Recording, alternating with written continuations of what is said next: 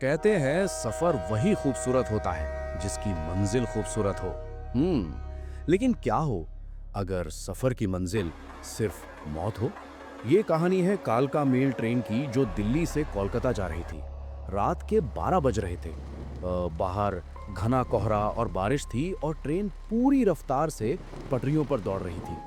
First class AC coach के कूपे number 4 में 4 लोग सफर कर रहे थे। एक मशहूर वकील मिस्टर खन्ना, उनकी पत्नी सुनिधि, खन्ना का असिस्टेंट राहुल और एक अजनबी यात्री जिसका नाम था विक्रम। मिस्टर खन्ना एक बहुत ही सख्त और बदमिजाज इंसान थे। सफर की शुरुआत से ही वो अपने असिस्टेंट राहुल पर चिल्ला रहे थे और अपनी पत्नी सुनिधि से झगड़ रहे थे। हाँ, माहौल बोझल और तनावपूर्ण था। रात के करीब 1 बजे मिस्टर खन्ना ने कहा कि उन्हें सिर में दर्द हो रहा है और वो सोने जा रहे हैं। उन्होंने अपना केबिन अंदर से बंद कर लिया। सुबह के 6 बजे जब ट्रेन कानपुर स्टेशन पर रुकी तो राहुल मिस्टर खन्ना को जगाने गया। उसने दरवाजा खटखटाया, लेकिन अंदर से कोई जवाब नहीं आया। बार बार आवाज देने पर भी जब दरवाजा नहीं खुला तो टीटी को बुलाया गया। टीटी ने मास्टर की का इस्तेमाल करके दरवाजा खोला। जैसे ही दरवाजा खुला, सामने का मंजर देखकर सबकी रूह कांप गई। मिस्टर खन्ना अपनी बर्थ पर मृत पड़े थे। उनके मुंह से झाग निकल रहा था और आंखें फटी की फटी थीं। ऐसा लग रहा था जैसे उन्हें जहर दिया गया हो। मगर सवाल यह था कि केबिन अंदर से बंद था, खिड़कियां सील थी, तो कातिल अंदर कैसे आया? और अगर कातिल बाहर से आया ही नहीं तो क्या ये खुदकुशी थी? किस्मत से उसी ट्रेन में सफर कर रहे थे डिटेक्टिव आर्यन, जो अपनी छुट्टियों से लौट रहे थे। शोर सुनकर वो वहां पहुंचे और उन्होंने केस अपने हाथ में ले लिया। आर्यन ने सबसे पहले लाश की जांच की। उसने देखा कि मिस्टर खन्ना के पास पानी की एक बोतल रखी थी जो आधी खाली थी। आर्यन ने बोतल को सूंघा तो उसमें से कड़वे बादाम जैसी गंध आ रही थी, यानी जहर पानी में था। आर्यन ने वहां मौजूद तीनों लोगों, सुनिधि, राहुल और अजनबी यात्री विक्रम को एक साथ बिठाया और पूछताछ शुरू की।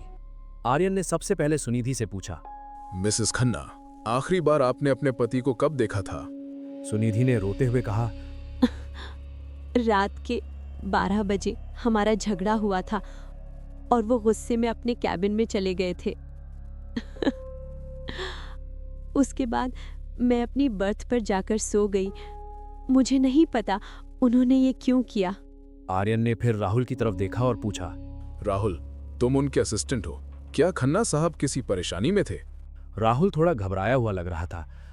उसने कहा, सर, वो एक बड़े केस पर काम कर रहे थे। उन्हें धमकियां मिल रही थी, लेकिन कल रात उन्होंने मुझसे पानी की बोतल मांगी थी। मैंने उन्हें सील बंद बोतल दी थी। मैं कसम खाता हूं सर, बोतल सील थी। अब बारी थी उस अजनबी यात्री विक्रम की। आर्यन ने उसकी आंखों में देखते हुए पूछा, और आप कौन हैं और इस कोच में क्या कर रहे थे? विक्रम ने बेरुखी से जवाब दिया, मेरा नाम विक्रम है। मैं एक राइटर हूं। मुझे कहानियों की तलाश रहती है। मुझे इन लोगों के आपसी झगड़ों से कोई मतलब नहीं है। मैं तो पूरी रात अपनी बर्थ पर किताब पढ़ रहा था। आर्यन ने तीनों के बयानों को सुना। मामला पेचीदा था। बोतल सील बंद थी तो जहर कैसे मिलाया गया? और अगर जहर पहले से था तो राहुल कातिल था, लेकिन अगर राहुल कातिल था तो उसने इतनी आसानी से खुद को फंसाने वाला काम क्यों किया? आर्यन वापस लाश के पास गया। उसने ध्यान से पानी की बोतल को देखा। ढक्कन एकदम ठीक था। सील टूटी हुई थी जो खन्ना ने खुद तोड़ी होगी। तभी आर्यन की नजर बोतल के निचले हिस्से पर पड़ी। बोतल के पेंदे में एक बहुत ही बारीक सुई के बराबर छेद था जिसे मोम से बंद किया गया था। आर्यन मुस्कुराया। उसे सुराग मिल चुका था। उसने तीनों की तरफ देखा और कहा, कातिल बहुत चालाक है। उसने सोचा कि वो लॉक्ड रूम मिस्ट्री बनाकर बच जाएगा, लेकिन वो एक गलती कर गया। सुनिधि ने हैरान होकर पूछा, गलती? कैसी गलती? आर्यन ने कहा, जहर ढक्कन खोलकर नहीं मिलाया गया था। जहर एक इंजेक्शन के जरिए बोतल के नीचे से डाला गया और फिर उस छेद को पिघले हुए मोम से बंद कर दिया गया। और ये काम ट्रेन में नहीं बल्कि ट्रेन में चढ़ने से पहले ही किया गया था। आर्यन राहुल की तरफ घूमा। राहुल, पानी की बोतल तुमने दी थी। राहुल पसीने से तरबतर हो गया। सर, मैंने नहीं मारा। मैं क्यों मारूंगा? आर्यन ने शांत आवाज में कहा, शायद इसलिए क्योंकि मुझे पता चला है कि मिस्टर खन्ना तुम्हें नौकरी से निकालने वाले थे और तुम पर गबन का आरोप लगाने वाले थे।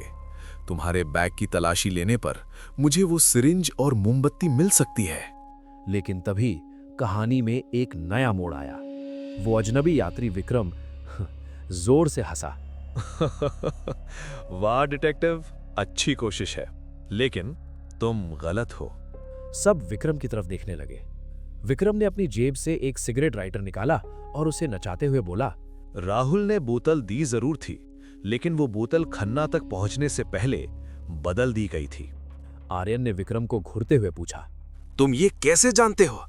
विक्रम ने कॉन्फिडेंस से कहा, क्योंकि मैंने देखा था रात के अंधेरे में जब राहुल वॉशरूम गया था, तब सुनिधि जी ने उस बोतल को अपनी बैग में रखी दूसरी बोतल से बदल दिया था।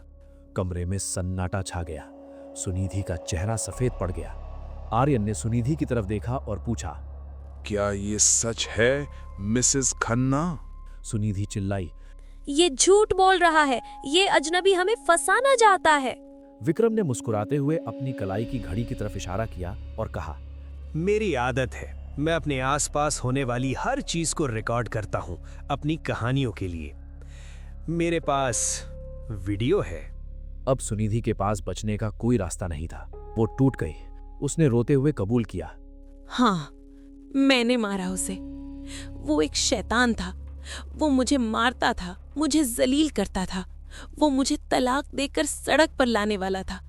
मेरे पास और कोई रास्ता नहीं था। आर्यन ने गहरी सांस ली। केस सुलझ चुका था। मिस्टर खन्ना का घमंड और उनका बुरा व्यवहार ही उनकी मौत का कारण बना।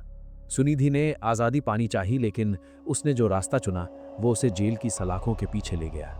ट्रेन अपनी रफ्तार से चल रही थी, लेकिन सुनिधि का सफ़र यहीं ख़त्म हो चुका था। सुबह की पहली किरण के साथ पुलिस स्टेशन पर ट्रेन रुकी और सुनिधि को गिरफ्तार कर लिया गया। वो अजनबी यात्री विक्रम अपना बैग उठाकर चलने लगा। आर्यन ने उसे रोका और पूछा, तुमने सच में वीडियो रिकॉर्ड किया था? विक्रम ने मुड़कर मुस्कुराते हुए कहा, नहीं डिटेक्टिव, राइटर हूं यार, झूठ बोलना मेरा पेशा है। मैंने बस एक तीर अंधेरे में चलाया था और निशाना सही लगा। विक्रम सीटी बजाते हुए भीड़ में गायब हो गया और आर्यन बस देखता रह गया। हाँ, सच ही कहा है, कभी कभी मुजरिम को पकड़ने के लिए सबूत की नहीं, बस एक सही कहानी की जरूरत होती है। तो दोस्तों, ये थी आज की कहानी। उम्मीद है इस सफ़र ने आपके रोंगटे खड़े कर दिए होंगे। अगर आपको ये मिस्ट्री पसंद आई तो वीडियो को लाइक करें और चैनल को सब्सक्राइब ज़रूर करें। कमेंट में बताएं कि आपको विक्रम का झूठ कैसा लगा। जल्द ही मिलेंगे एक नई और रहस्यमयी कहानी के साथ। तब तक के लिए अपना ख्याल रखें। धन्यवाद।